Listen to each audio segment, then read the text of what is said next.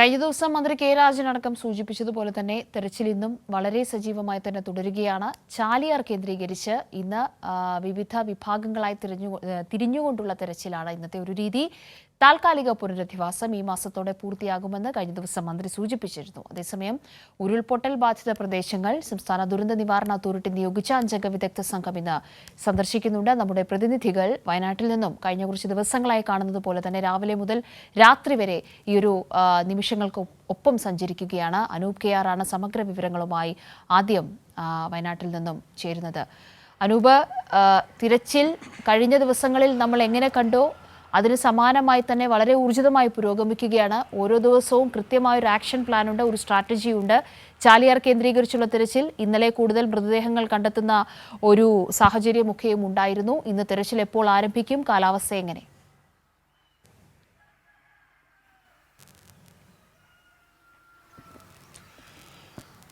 ആദ്യം കാലാവസ്ഥയിൽ നിന്നും തുടങ്ങാം. കഴിഞ്ഞ ദിവസം ശക്തമായ മഴയാണ് ഈ മുണ്ടക്കൈ ചൂരൽമല മേഖലയിൽ പെയ്തത്. അത് പലയിടത്തും വെള്ളക്കെട്ടിന് കാരണമായിട്ടുണ്ട്. പ്രത്യേകിച്ച് ഈ ഉരുൾപൊട്ടൽ നടന്ന മേഖലകളിൽ തന്നെയാണ് മഴ എന്നുള്ളതാണ് ഒരു ആശങ്കയുയർത്തുന്ന സാഹചര്യം. ആ സ്ഥലത്ത് ശക്തമായ മഴ പെയ്തു. പ്രത്യേകിച്ച് മേപ്പാടി പഞ്ചായത്തിലെ, അതോടൊപ്പം വൈത്തിരി പഞ്ചായത്തിലെ, മുപ്പൈനാട് പഞ്ചായത്തിലെ വിവിധ സ്ഥലങ്ങൾ, ആ പ്രദേശങ്ങളെല്ലാം തന്നെ നേരത്തെ തന്നെ ഉരുൾപൊട്ടൽ ഭീഷണി, മണ്ണിടിച്ചിൽ ഭീഷണി നിലനിൽക്കുന്ന സ്ഥലങ്ങളാണ്. കഴിഞ്ഞ ദിവസം വിവിധ ഇടങ്ങളിൽ നിന്ന് മണ്ണിടിച്ചിൽ ഉൾപ്പെടെയുള്ള സംഭവങ്ങളും റിപ്പോർട്ട് ചെയ്തിട്ടുണ്ട്. ശക്തമായ മഴ പെയ്യുന്ന സാഹചര്യം തെരച്ചിൽ പ്രവർത്തനങ്ങളെ ദുഷ്കരമാക്കും. കഴിഞ്ഞ ദിവസങ്ങളിൽ ചാലിയാറിലാണ് പ്രധാനമായും ശ്രദ്ധ കേന്ദ്രീകരിച്ചുള്ള തെരച്ചിൽ നടന്നത്. അവിടെ നിന്ന് ഒരു മൃതശരീരവും 3 മൃതദേഹ ഭാഗങ്ങളും കഴിഞ്ഞ ദിവസത്തെ തെരച്ചിൽ കണ്ടെത്തിയിരുന്നു. ആ സ്ഥലങ്ങളിൽ ഇന്ന് അതേ സമാനമായ രീതിയിൽ തന്നെയാണ് ഇന്നും തെരച്ചിൽ നടത്തുക. കഴിഞ്ഞ ദിവസങ്ങളിൽ ഒരു പ്രത്യേകത, മുണ്ടക്കൈ താഴെ ഭാഗത്ത്, അതായത് ഈ പരപ്പൻപാറ വനമേഖലയോട് തൊട്ട് താഴെയുള്ള പ്രദേശം, ഈ ചൂരൽമലപ്പുഴ താഴോട്ടൊഴുകി ചാലിയാർ പുഴയായി മാറി പിന്നീട് ഒഴുകുന്ന പ്രദേശങ്ങളിലാണ് വലിയ രീതിയിൽ തെരച്ചിൽ നടന്നത്.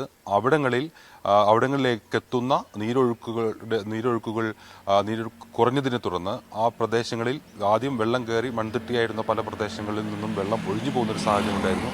അത് കഴിഞ്ഞ ദിവസങ്ങളിൽ തെരച്ചിലിന് സഹായകമായി. ആ മേഖലകളിൽ നിന്നാണ് ഇരുട്ടുകുത്തി, അതുപോലെ തന്നെ ആ അത്തരത്തിലുള്ള വനയോര മേഖലകളിൽ നിന്നാണ് ഇന്നലെ മൃതദേഹഭാഗങ്ങൾ കണ്ടെത്തിയത്. അത് ഈ വെള്ളം ഒഴിഞ്ഞു തുടങ്ങുന്നൊരു സാഹചര്യത്തിലായിരുന്നു. എന്നാൽ കഴിഞ്ഞ ദിവസം പെയ്ത ശക്തമായ മഴ ആ മേഖലകളിലേക്ക് വീണ്ടും വെള്ളം കയറാൻ ഇടയാക്കിയിട്ടുണ്ടാവും എന്നാണ് നമ്മൾ പ്രതീക്ഷിക്കേണ്ടത്. ഏതായാലും തെരച്ചിൽ പ്രവർത്തനങ്ങൾ അത് നിലവിൽ തന്നെ അതിദുഷ്കരമായാണ് ആ മേഖലയിൽ തുടരുന്നത്. അതിൻ്റെ ആ ഭൂപ്രദേശത്തിൻ്റെ ഒരു ഘടന, ആ ഭൂപ്രദേശത്തിൻ്റെ ഒരു സ്വഭാവം, ഇത്തരത്തിൽ മുകൾ ഭാഗത്ത്, മലയുടെ മുകൾ ഭാഗത്ത് മഴ പെയ്താൽ താഴോട്ട് അത് വലിയ മലവെള്ളപ്പാച്ചിലായിട്ട് ഒഴുകി വരുന്നൊരു സാഹചര്യം, വന്യമൃഗങ്ങളുടെ സാന്നിധ്യം, ഇങ്ങനെ ചെങ്കുത്തായ മലനിരകൾ, ഇങ്ങനെയുള്ള ഒരു ഭൂപ്രദേശത്താണ് തെരച്ചിൽ പ്രധാനമായി നടക്കുന്നത്. അവിടെയാണ് ഏറ്റവും കൂടുതൽ മൃതദേഹങ്ങൾ മുണ്ടക്കൈ ഉരുൾപൊട്ടലിനെ തുടർന്ന് കണ്ടെടുത്തതും. ഏതായാലും കഴിഞ്ഞ ദിവസം തന്നെ അതിൻ്റെ അടിവാര ഭാഗത്തു നിന്ന് ഈ ഭാഗങ്ങളിലേക്ക് പ്രത്യേക ദൗത്യ സംഘമാണ് തെരച്ചിലിനായി എത്തിയത്. അതിന് പ്രധാനപ്പെട്ട കാരണം ഈ മേഖലകളിൽ സന്നദ്ധ പ്രവർത്തകർക്കുൾപ്പെടെ എത്തിപ്പെടാനുള്ള ബുദ്ധിമുട്ടാണ്. അത്തരം സാഹചര്യങ്ങളിൽ പരിശീലനവും വൈദഗ്ധ്യവും ഉള്ളവർക്ക് മാത്രമാണ് ആ മേഖലകളിൽ തെരച്ചിൽ നടത്താൻ സാധിക്കുക. അതുകൊണ്ട് തന്നെ 60 അംഗ ഇത്തരത്തിൽ സേനാ വിഭാഗങ്ങൾ മാത്രം ഉൾപ്പെടുന്ന 60 അംഗ സംഘമാണ് ആ സ്ഥലത്ത് തെരച്ചിൽ നടത്തിയത്. എന്നാൽ അതിന് കുറച്ച് മുകൾ ഭാഗത്ത്, ഈ പരപ്പന്മാരോട് തൊട്ടു ചേർന്ന സ്ഥലങ്ങളിൽ നാട്ടുകാർ, സന്നദ്ധ പ്രവർത്തകർ ഉൾപ്പെടെയുള്ളവർ തെരച്ചിലിന് എത്തുന്നുണ്ട്. അവർക്കും കഴിഞ്ഞ ദിവസം നടത്തിയ തെരച്ചിലിൽ ചില മൃതദേഹ ഭാഗങ്ങൾ കിട്ടിയിട്ടുണ്ട്. അത് കൂടുതൽ പരിശോധനകൾക്ക് വിധേയമാക്കുകയാണ്. ഏതായാലും ആ രീതിയിൽ തെരച്ചിൽ നടക്കും. അതോടൊപ്പം തന്നെ ഈ മുകൾ ഭാഗത്ത് പുഞ്ചിരിമറ്റം മുതൽ താഴ്ഭാഗം വരെയുള്ള, ചൂരൽമല വരെയുള്ള ഭാഗങ്ങളിൽ ഇതേപോലെ തെരച്ചിൽ തുടരുകയും ചെയ്യും. കഴിഞ്ഞ ദിവസങ്ങളിലെല്ലാം അത് നമ്മൾ കണ്ടതാണ്. ഞായറാഴ്ച ജനകീയ തിരച്ചിൽ എന്ന ഒരു പുതിയ രീതി തന്നെ ഈ തെരച്ചിലിനായി നടത്തി.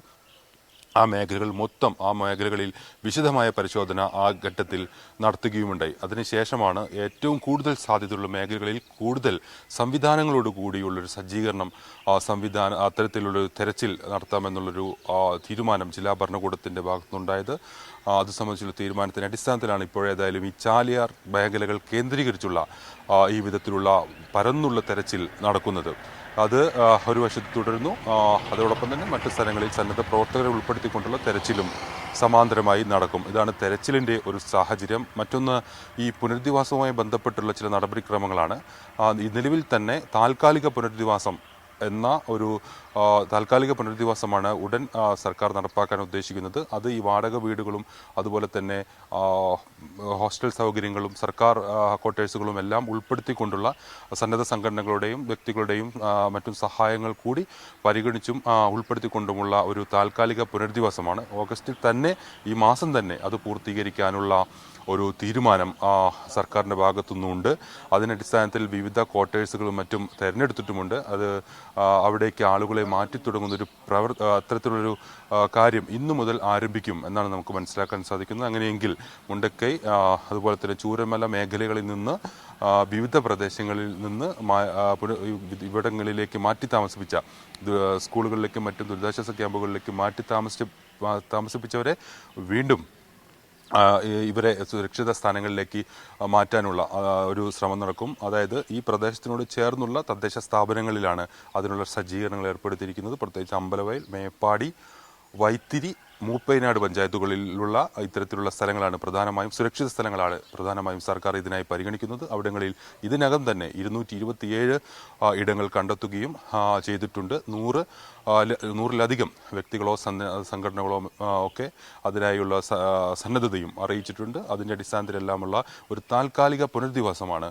ഇപ്പോൾ നടക്കുന്നത്. അതേസമയം തന്നെ സ്ഥിര പുനരധിവാസം എന്ന രീതിയിലേക്കുള്ള നടപടിക്രമങ്ങളും ആരംഭിച്ചു കഴിഞ്ഞു. അതിൻ്റെ ഭാഗമായി ഇന്ന് ഒരു വിദഗ്ധ സമിതി, സംസ്ഥാന ദുരന്ത നിവാരണ അതോറിറ്റി ചുമതലപ്പെടുത്തിയ 6 അംഗ വിദഗ്ധ സമിതി, അതിന് നേതൃത്വം നൽകുന്നത് തിരുവനന്തപുരത്ത് നിന്ന് റിട്ടയർഡ് സയന്റിസ്റ്റ് ജോൺ മത്തായിയാണ്. അദ്ദേഹം ഈ മേഖലയിൽ ദീർഘകാലത്തെ അദ്ദേഹത്തിൻ്റെ അനുഭവ പരിചയത്തിലൂടെ വളരെയധികം വൈദഗ്ധ്യവും അനുഭവ സമ്പത്തുമുള്ള ആളാണ്. അദ്ദേഹം ഇന്നലെ തന്നെ ഇവിടെ വയനാട്ടിലെത്തി മന്ത്രിതല സമിതിയെ കാണുകയും ഇതുമായി ബന്ധപ്പെട്ട് ഏൽപ്പിച്ച ചുമതലകൾ സംബന്ധിച്ച് വിശദീകരിക്കുകയും എല്ലാം ചെയ്തിരുന്നു. ഏതായാലും സംസ്ഥാന സർക്കാർ നിർദ്ദേശിച്ചിരിക്കുന്നത് ഈ സംഘത്തോട് നിർദ്ദേശിച്ചിരിക്കുന്നത് ഈ സ്ഥലത്തിൻ്റെ ഒരു ഭൂഘടന, ഇതിൻ്റെ ഈ ഉരുൾപൊട്ടൽ ഉണ്ടായിട്ടുള്ള സ്ഥലങ്ങളിൽ ഉണ്ടായിട്ടുള്ള ആഘാതം, അതോടൊപ്പം അവിടങ്ങളിൽ ഇനി എങ്ങനെയാണ് ജനങ്ങൾക്ക് ജീവിക്കാൻ ഉതകുന്നൊരു സാഹചര്യം ഉണ്ടാവുക, അല്ലെങ്കിൽ ആ മേഖലകളിൽ അപകട സാധ്യതയുണ്ടോ, മറ്റ് ഭീഷണികളുണ്ടോ, ആ സ്ഥലം സുരക്ഷിതമാണോ തുടങ്ങിയ പരിശോധനകളാണ് ഈ വിദഗ്ധ സമിതി നടത്തേണ്ടത്. അതുകൊണ്ട് തന്നെ ആ സ്ഥലങ്ങൾ ഈ വിദഗ്ധ സമിതി ഇന്ന് സന്ദർശിക്കുകയും ചെയ്യും. അതോടൊപ്പം സ്ഥിര പുനരധിവാസത്തിന് മുഖ്യമന്ത്രി തന്നെ നേരത്തെ സൂചിപ്പിച്ചതാണ് ഒരു ടൗൺഷിപ്പ് എന്ന ഒരു പദ്ധതി, ഒരു വിശാലമായ വിപുലമായ പുനരധിവാസം, ഉപജീവനമാർഗം ഒക്കെ ഉൾപ്പെടുത്തി അല്ലെങ്കിൽ അതൊക്കെല്ലാം പരിഗണിച്ചുകൊണ്ടുള്ളൊരു വിപുലമായ പദ്ധതിയാണ് സംസ്ഥാന സർക്കാർ ഈ സ്ഥിര പുനരധിവാസവുമായി ബന്ധപ്പെട്ട് വിഭാവനം ചെയ്യുന്നത്. അതിനാവശ്യമായി ചില ഇടങ്ങളും സർക്കാർ കണ്ടെത്തിയിട്ടുണ്ട്. ആ കണ്ടെത്തിയ സ്ഥലങ്ങളിലുള്ളൊരു പ്രാഥമിക പരിശോധന ഈ ഘട്ടത്തിൽ വിദഗ്ധ സംഘം നടത്തും. ഇന്നു മുതൽ ഈ സ്ഥലങ്ങൾ വിദഗ്ധ സമിതി സന്ദർശിക്കുകയും വരുന്ന 22-ന് ഇത് സംബന്ധിച്ച അടിയന്തരമായ റിപ്പോർട്ട് സംസ്ഥാന സർക്കാരിന് സമർപ്പിക്കുകയും ചെയ്യും. ആ റിപ്പോർട്ടിന്റെ അടിസ്ഥാനത്തിൽ കൂടിയായിരിക്കും സ്ഥിര പുനരധിവാസത്തിന് സർക്കാർ സ്വീകരിക്കുന്ന നടപടികൾ സംബന്ധിച്ചൊരു പൂർണ്ണ രൂപമുണ്ടാവുക. ഏതായാലും ആ ഉത്തരവാദിത്തത്തോടു കൂടിയാണ് ഈ വിദഗ്ധ സംഘം ഇന്ന് ഈ മേഖലയിലേക്ക് എത്തുന്നത്. അതോടൊപ്പം ഈ സ്ഥലങ്ങൾ സംബന്ധിച്ച, അതായത് ഈ മാറ്റി പാർപ്പിക്കാൻ ഉദ്ദേശിക്കുന്ന സ്ഥലങ്ങളുടെ സുരക്ഷിതത്വം കൂടി ഉറപ്പുവരുത്തേണ്ടതുണ്ട്. അതുകൊണ്ടാണ് അതൊരു വളരെ പ്രധാനപ്പെട്ട കാര്യമാണല്ലോ അനൂപ്. ഇപ്പോൾ ഈ വിദഗ്ധ സംഘം അല്ലെങ്കിൽ സമിതിയുടെ സന്ദർശനം വരുമ്പോൾ അവർ നൽകുന്ന റിപ്പോർട്ടിൽ വലിയൊരു ചോദ്യം നമുക്കുമുണ്ട്, എല്ലാവർക്കുമുണ്ട്. ഈ സ്ഥലത്ത് തന്നെ പുനരധിവാസം എന്ന് പറയുമ്പോൾ അതിൽ മറ്റെന്തെങ്കിലും പ്രശ്നം, പാരിസ്ഥിതികമായിട്ടുള്ള പ്രശ്നം, അല്ലെങ്കിൽ ഇപ്പോൾ സംഭവിച്ച പോലെയുള്ളൊരു ദുരന്തം എപ്പോഴും മുന്നിൽ കണ്ടുകൊണ്ട് വേണോ മുന്നോട്ടുള്ള ജീവിതം എന്നുള്ളത് അടക്കമുള്ള വിഷയങ്ങളുണ്ട്. മറുഭാഗത്ത് ഇപ്പോൾ ഈ ക്യാമ്പിൽ കഴിയുന്നവരൊക്കെയും എത്രയോ കാലങ്ങളായി അവിടെ ജനിച്ച് ജീവിച്ചു വളർന്നവരാണ്. അവർക്ക് ഈ നാട് വിട്ടു പോകാനൊന്നും ഒരിക്കലും കഴിയുക ഇല്ല എന്നുള്ളതും വലിയൊരു വശം തന്നെയാണ്. അവരുടെ ഏറ്റവും വലിയൊരു പരിഗണന എന്ന് പറയുന്നത് അവരുടെ നാടിന് തന്നെയായിരിക്കും. തിരിച്ച് ഈ നാട്ടിലേക്ക് വരിക എന്നുള്ളത് തന്നെയായിരിക്കും ഏറ്റവും വലിയ സ്വപ്നം. അപ്പോൾ ഈ രണ്ട് വശങ്ങളും കൂട്ടിമുട്ടിച്ചുകൊണ്ട് എങ്ങനെയാണ് ഈ കാര്യങ്ങളൊക്കെയും ഇപ്പോൾ നടപ്പിലാക്കാനുള്ളൊരു ശ്രമം അവിടെ തുടരുന്നത്?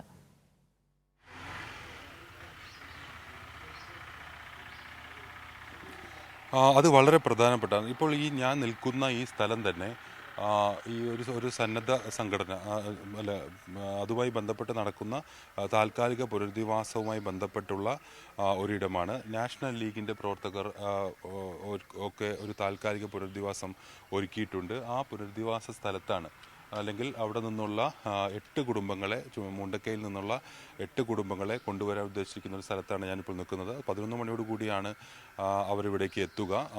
ഈ മേഖലയിൽ നിന്ന് പ്രധാനമായും ഇവിടേക്ക് എത്തുക. അവർ മേപ്പാടിയിലെ ദുരിതാശ്വാസ ക്യാമ്പിൽ നിന്നാണ് ഇവിടേക്ക് എത്തുന്നത്.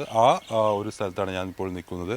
അല്പസമയം കഴിഞ്ഞാൽ ഈ ദൃശ്യങ്ങൾ അല്പം കൂടി നമുക്കൊന്ന് കാണാൻ കഴിയുമോ?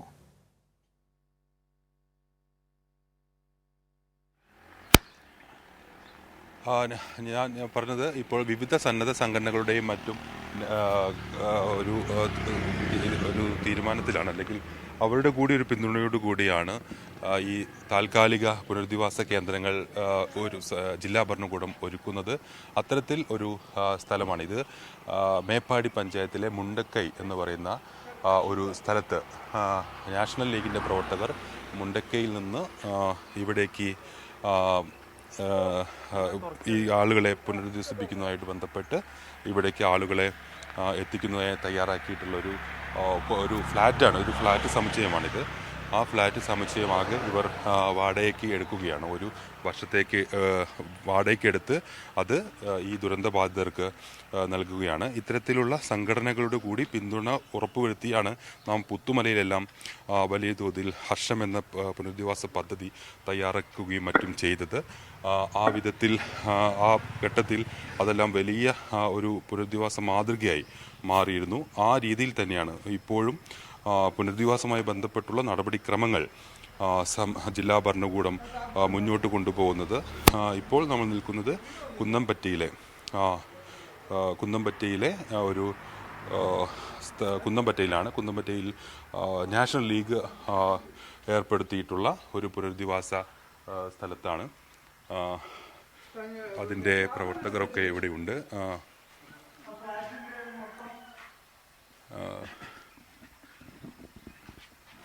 നാഷണൽ ലീഗിൻ്റെ യൂത്ത് സ്റ്റേറ്റ് ചുമതലയുള്ള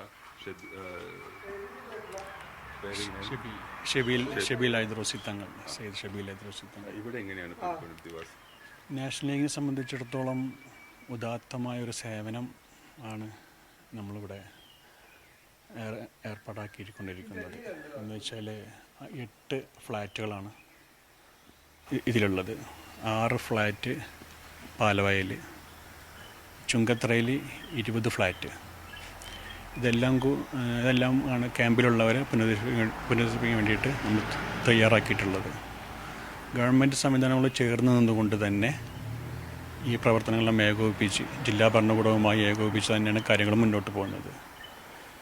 നാഷണൽ ലീഗിൻ്റെ സംസ്ഥാന പ്രസിഡന്റ് ബഹുമാനപ്പെട്ട പ്രൊഫസർ എ പി അബ്ദുൽ വഹാബിൻ്റെ നിർദ്ദേശപ്രകാരം ഈ ഒരു സംവിധാനം ഇവിടെ അറേഞ്ച് ചെയ്യുകയും അതനുസരിച്ച് നമ്മൾ ജില്ലാ ഭരണകൂടവുമായി ബന്ധപ്പെട്ട് കാര്യങ്ങളെല്ലാം ഇതിൻ്റെ കരാറ് മറ്റുള്ള അഡ്വാൻസുകൾ എല്ലാം കൈമാറി എല്ലാം കഴിഞ്ഞതിന് ശേഷം വളരെ റെഡി ടു ഒക്യുപ്പൈ എന്നുള്ള രീതിയിൽ ബ്രാൻഡ് ന്യൂ ഫ്ലാറ്റുകൾ തന്നെയാണ് നമ്മൾ ക്യാമ്പ് നിവാസികൾക്ക് വേണ്ടി നമ്മൾ ഇപ്പം ഇവിടേക്ക് കൊണ്ടുവരുന്നത്. പിന്നെ ഏത് ദുരിതാശ്വാസ ക്യാമ്പ് എന്നുള്ളവരാണ്? മേപ്പാടി UP സ്കൂളും ഗവൺമെൻറ് ഹൈസ്കൂളിൽ നിന്നുള്ള അവരെയാണ് ഇങ്ങോട്ട് കൊണ്ടുവരുന്നത്. 8 കുടുംബങ്ങൾ ഇതിലേക്ക്. 6 കുടുംബങ്ങളെ പാലവയലിലേക്കും നാളെ മറ്റന്നാളായിട്ട് ഷിഫ്റ്റ് ചെയ്യും. അതോടൊപ്പം തന്നെ ചുങ്കത്തറയിലുണ്ടും അത് 20 ഫ്ലാറ്റുകളാണ് ഇത്. ചുങ്കത്തറയിൽ 20 ഫ്ലാറ്റും ഇവിടെ ഇപ്പോൾ 8 പിന്നെ പാലവയൽ 6. ഇവരെല്ലാം മുണ്ടക്കയിൽ നിന്നാണോ അതോ ചൂരൽമല പ്രദേശത്തുള്ളവരാണോ? അതില്ല, അത് അങ്ങനെ അത് ഇങ്ങോട്ട് കൊണ്ടുവരുന്നൊരു മാനദണ്ഡമൊക്കെ എങ്ങനെയാണ്?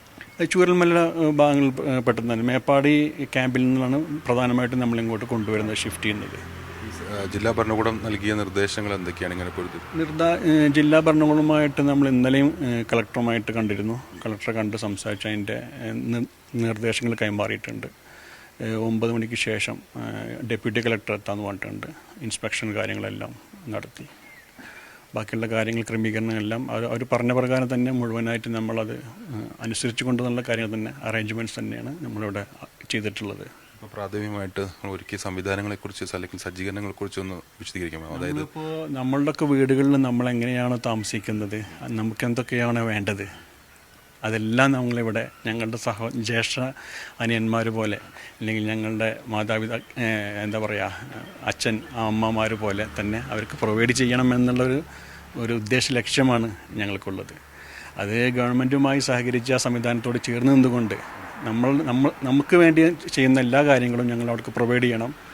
അവരുടെ വിദ്യാഭ്യാസ കാര്യങ്ങളിലേക്ക് ഞങ്ങൾക്ക് എന്താണ് ചെയ്യാൻ പറ്റുന്നത് അത് അവർക്ക് സഹായിക്കണം.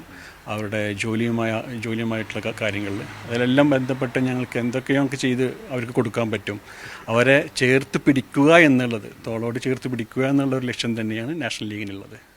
നാഷണൽ ലീഗിൻ്റെ പ്രവാസി സംഘടനയായ IMCCയും മറ്റുള്ള പോഷക സംഘടനകളെല്ലാം ഇതിനു വേണ്ടിയിട്ട് തയ്യാറാണ്. അവരുടെ സഹായ സഹകരണങ്ങളെല്ലാം അവർ വാഗ്ദാനം ചെയ്തിട്ടുണ്ട്. അപ്പം ഇന്നു മുതൽ അവർ അങ്ങനെ ഇത്തരത്തിൽ സജ്ജീകരിച്ചിട്ടുള്ള താൽക്കാലിക പുനരധിവാസ സ്ഥലങ്ങളിലേക്ക് എത്തി തുടങ്ങുകയാണല്ലേ? ഇന്ന് മുതലാണ് അത് പാലുകാച്ചൽ ചടങ്ങ് എന്ന് തന്നെ ഞങ്ങളതിന് തയ്യാറാക്കിയിട്ടുണ്ട്. 11 മണിക്ക് മന്ത്രി ബഹുമാനപ്പെട്ട രാജ്യ മിനിസ്റ്റർ അത് ഉദ്ഘാടനം ചെയ്യും. അങ്ങനെയുള്ള ക്രമീകരണങ്ങളാണ് ഇവിടെ ചെയ്തിട്ടുള്ളത്. അപ്പോൾ ആദ്യഘട്ടത്തിൽ പുനരധിവസിപ്പിക്കപ്പെടുന്ന സ്ഥലങ്ങളിലൊന്നാണിത്. അതെ, ആദ്യഘട്ട പുനരധിവാസ കേന്ദ്രമാണ് കുന്നംപറ്റയിലുള്ള ഈ 8 ഫ്ലാറ്റ്. അത് കഴിഞ്ഞിട്ടാണ് ഈ പാലവയലത്തെ 6 മാറുന്നത്. അത് കഴിഞ്ഞ് ചുങ്കത്തറയിലെ 20 മാറും. അതെല്ലാം ഈ ആഴ്ചയിലുള്ള പ്രോസസ്സായിട്ട് തന്നെ പോയിക്കൊണ്ടിരിക്കും. സയ്യിദ് ഷബീൽ അലി തങ്ങൾ പറഞ്ഞു, അദ്ദേഹം ഈ ദുരന്ത സമയത്ത് ആദ്യഘട്ടം മുതൽ ഉണ്ടായിരുന്ന പ്രവർത്തകരാണ്. വിവിധ മേഖലകളിൽ അവരുടെ പ്രവർത്തന ജീവിതത്തിൽ തുടരുകയാണ്. അതോടൊപ്പമാണ് ഈ താൽക്കാലിക പുനരധിവാസവുമായി ബന്ധപ്പെട്ട് സർക്കാർ നടത്തുന്ന ശ്രമങ്ങൾക്കൊപ്പം ഇവർ നിൽക്കുന്നത്. ഇവിടെ 8 ഫ്ലാറ്റുകളാണ് ഉള്ളത്. അതോടൊപ്പം പാലവയിലും ഒക്കെ ഇവർ തന്നെ നേരിട്ട് ഇത്തരത്തിൽ താൽക്കാലിക പുനരധിവാസ കേന്ദ്രങ്ങൾ ഒരുക്കിയിട്ടുണ്ട്.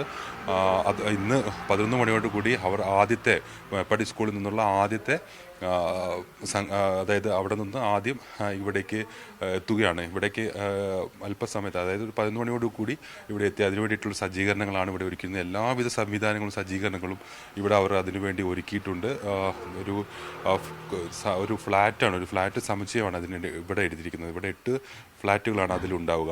ഏതായാലും ആദ്യഘട്ട പുനരധിവാസ പദ്ധതികളുടെ അല്ലെങ്കിൽ പുനരധിവാസത്തിൻ്റെ ഭാഗമായാണ് ആദ്യം ഇവിടേക്ക് ആളുകൾ എത്തിത്തുടങ്ങുന്നത്. അതിൻ്റെ ആദ്യഘട്ടം എന്ന രീതിയിലായിരിക്കും ഇവിടെയുള്ള പ്രവർത്തനങ്ങൾ നടക്കുക. ഏതായാലും ആ വിധത്തിൽ താൽക്കാലിക പുനരധിവാസങ്ങളെല്ലാം നടന്നു തുടങ്ങുകയാണ്. അതോടൊപ്പം സ്ഥിരം പുനരധിവാസ പദ്ധതി എന്ന രീതിയിലേക്കുള്ള നടപടിക്രമങ്ങളും വയനാട്ടിൽ ആരംഭിക്കുകയാണ്. വലിയ ദുഃഖത്തിനിടയിലും വലിയ കഠിനമായ വേദനകൾക്കിടയിലും ഇത്തരത്തിൽ വലിയ ആശ്വാസം പകർന്ന ഒട്ടേറെ കാര്യങ്ങൾ വയനാട്ടിൽ നടക്കുന്നുണ്ട് എന്നുള്ളത് നമുക്ക് എടുത്തു പറയേണ്ട ഒരു കാര്യമാണ്. ഏതായാലും ഇത്തരത്തിൽ ഉള്ള ഒരു ആശ്വാസകരമായിട്ടുള്ള ഒരു കാഴ്ചകളും ഏതായാലും വയനാട്ടിൽ ഇപ്പോൾ കാണാം. അത് 11 മണിയോടുകൂടി ഈ ആദ്യ ഘട്ടത്തിൽ നടപ്പാക്കുന്ന താൽക്കാലിക പുനരധിവാസ സ്ഥലങ്ങളിലേക്ക് മന്ത്രിതല സംഘം ഉൾപ്പെടെ എത്തുകയും ചെയ്യും.